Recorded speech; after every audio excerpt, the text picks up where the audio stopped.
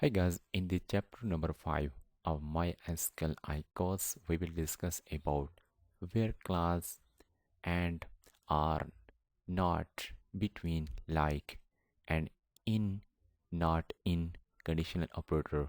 So these are different types of operator class we will discuss and we will cover in this chapter number 5 of MySQLi course.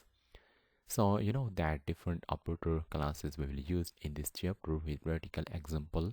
For example, where class, how you can use a where class in your project, in operator and in operator and not in operator we will discuss with practical example. Between operator, all comparison operator, for example, less than, greater than, equal to, not equal to, we will discuss. Like operator, and operator, or operator and not operator. So these are different types of operator we'll discuss with practical in this chapter number 5 of MySQLi course. Don't miss any lecture from this chapter number 5 because you will learn many things from this chapter.